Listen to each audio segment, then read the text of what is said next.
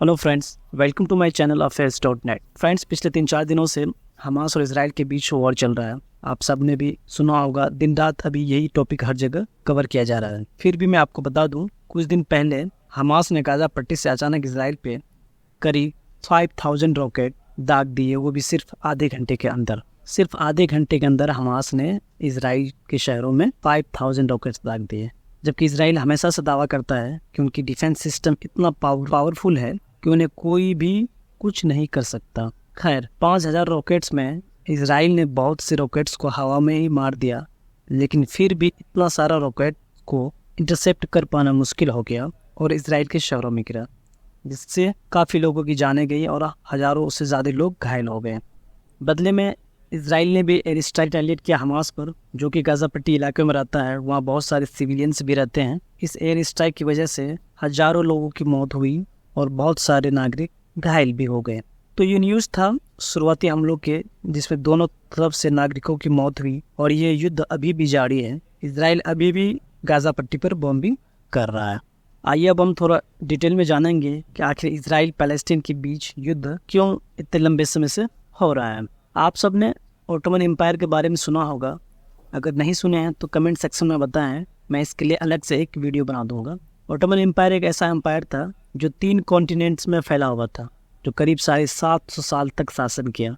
तो फिलिस्तीन उस वक्त ओटोमन एम्पायर के कंट्रोल में आता था, लेकिन जब धीरे धीरे ओटोमन एम्पायर टूटने लगा और वर्ल्ड वॉर फर्स्ट में ओटोमन एम्पायर के हार जाने से ब्रिटेन ने फिलिस्तीन को अपने अंडर ले लिया। उस वक्त फिलिस्तीन में जूइश माइनॉरिटी में था और अरब्स मेजोरिटी पॉपुलेशन में था। फिर इंटरनेशनल कम्युनिटी ने ब्रिटेन को ये रिस्पॉन्सिबिलिटी दिया कि जूइश का भी होमलैंड होना चाहिए फिलिस्तीन में, लेकिन अरब्स ने इसे रिजेक्ट कर दिया। इन बिटवीन 1940s तक जूइश इमिग्रेंट्स यूरोप से बहुत ज़्यादा आने लगे पैलेस्टीन में, क्योंकि यूरोप में जर्मन के जो हिटलर थे जूइश पर बहुत ज़्यादा अत्याचार कर रहे थे। कई हज़ारों जूइश को हिटलर ने मार भी दिया था। आगे बढ़ने से पहले हम इजराइल और गाजा का लोकेशन देखते हैं। जैसा कि आप सब मैप में भी देख सकते हैं, इजराइल अपना border Lebanon, Syria, Jordan, Egypt के साथ शेयर करता है। ये जो डॉटेड लाइंस में जो एरिया दिख रहा है, बस इतना ही एरिया फिलिस्तीन में लोग रहते हैं। नॉर्थ वेस्ट में आपको एक एरिया दिख रहा होगा, गाजा। इसी एरिया से हमास के मिलिटेंट्स ने इजराइल पे रॉकेट फायर किया। अब हम डिटेल में देखते हैं कि इजराइल का जो डिफेंस सिस्टम है कैसा है और वह कैसे काम करता है। आप सब ये में भी देख सकते हैं कि इजराइल के एयर डिफेंस सिस्टम का नाम है आयरन डोम, जो कि काफ़ी फेमस है। इस डिफेंस सिस्टम का काम ये है कि जब भी कोई रॉकेट गाजा स्ट्रिप से लॉन्च होता है तो इसमें लगा रडार से एक सायरन अलर्ट भेजता है और वहाँ से लॉन्चर मिसाइल को फायर करता है इंटरसेप्ट करने के लिए और हवा में ही रॉकेट को डिस्ट्रॉय कर देता है। ऑल्दो ये काफ़ी एडवांस डिफेंस सिस्टम है, लेकिन हमास के रॉकेट हमले से इसमें काफ़ी प्रश्न उठने लगा है। दरअसल हुआ ये कि हमास ने इतने कम समय में इतने सारे रॉकेट्स फायर कर दिए, जिससे आयरन डोम सभी रॉकेट्स को डिस्ट्रॉय करने में सक्षम नहीं हो सका।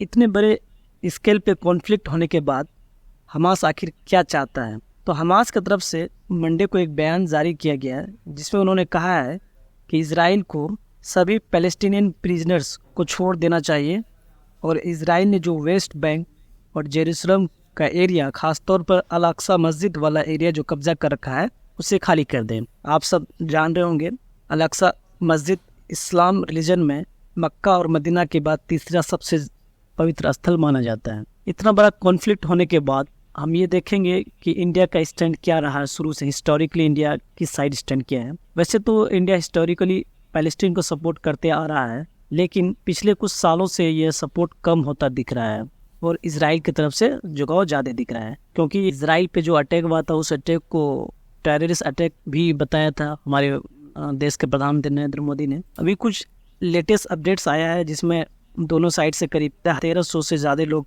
मारे जा चुके हैं। इजराइल के डिफेंस मिनिस्टर ने यह भी कह दिया कि गाजा में फूड, फ्यूल, इलेक्ट्रिसिटी और वाटर सप्लाई को कट कर दिया जाए। यूनाइटेड नेशन ने भी देर से ही सही लेकिन शांति की अपील किया है और कहा है कि वार कोई सॉल्यूशन नहीं है। यूनाइटेड नेशन ने इजराइल को वार्निंग भी दिया है कि पैलेस्टीन में ह्यूमन राइट्स का ध्यान रखा जाना चाहिए और सिविलियंस पे अटैक नहीं होना चाहिए। तो ये न्यूज़ का अपडेट था।